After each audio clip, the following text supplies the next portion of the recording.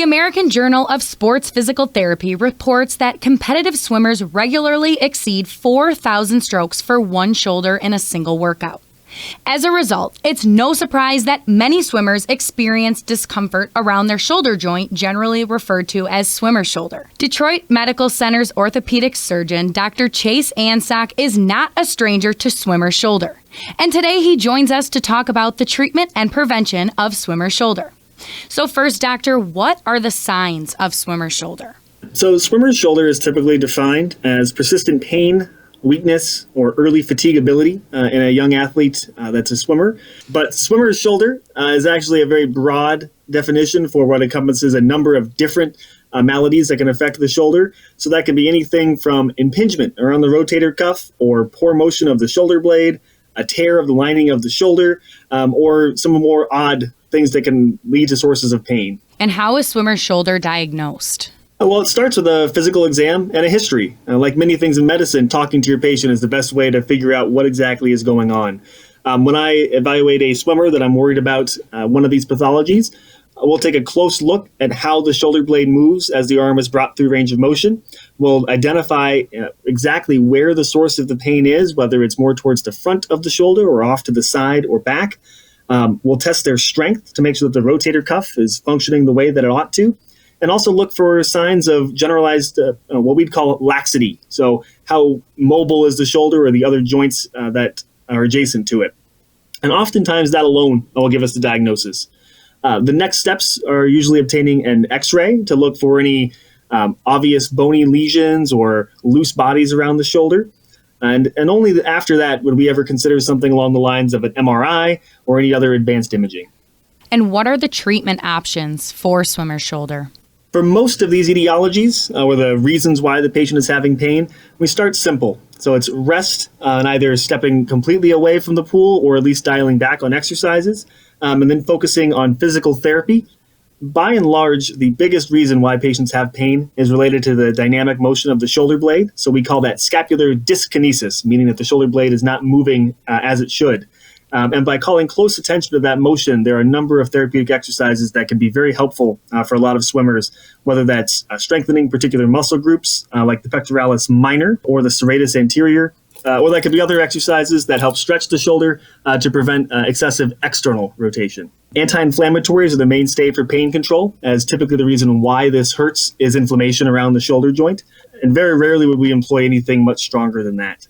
If we do see any evidence that there is a deficiency of the rotator cuff or something concerning for a tear of the labrum, we'd investigate that further with an MRI. And based on the results of that is really the only time that I ever start to talk to these patients about if there's anything that we would do in an operating room to potentially get them back to full performance. What is the typical recovery time for somebody who is diagnosed with the swimmer's shoulder? Oftentimes, with a focused course of physical therapy and a brief period of rest, we can expect patients to completely recover within about 6 to 8 weeks. But obviously, that's based on coordinated care between the orthopedic surgeon and the therapy team. If the patient is making good progress, we will stick to that timetable. But if there are setbacks along the way, certainly we'd want to know that. And there are some rare conditions that may lead to longer recoveries if we see any evidence that those are occurring in that patient. What are some of the ways that we can prevent swimmer's shoulder? A lot of it comes down to just modulating activity levels and making sure that we're not overstressing our athletes. So similar to the way that we have pitch counts for a lot of young overhead throwers, there's certainly a lot of evidence looking at stroke counts in our young swimmers as well. Currently, we don't have any level 1 guidelines of exactly what that should be, and I think it should currently be tailored to the individual athlete. We can also temper time spent in the pool with time spent in the gym for cross-training, making sure that we're not overly strengthening the muscles that we typically focus on, like the pectoralis major and the lats, but also working on the accessory muscles.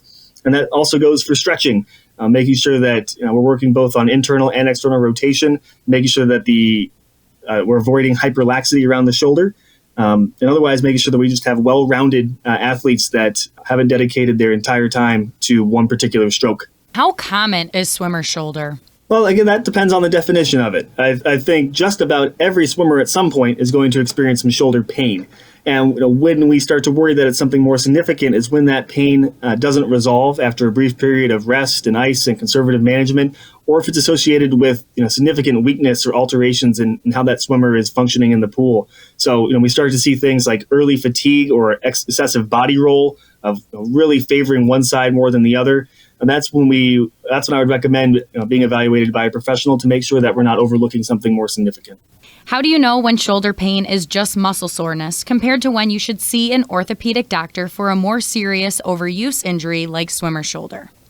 I think that goes back to what we spoke about just a bit ago, in that it's really comes down to the pain not resolving in a short period of time, or pain that doesn't resolve with rest. So if we start to see early fatigue in the pool, again, some of the signs that that athlete is laboring more than they should and doing things like rolling, excessive body roll, or altering their stroke to avoid pain, I think that's when it becomes a concern that's best evaluated by a professional.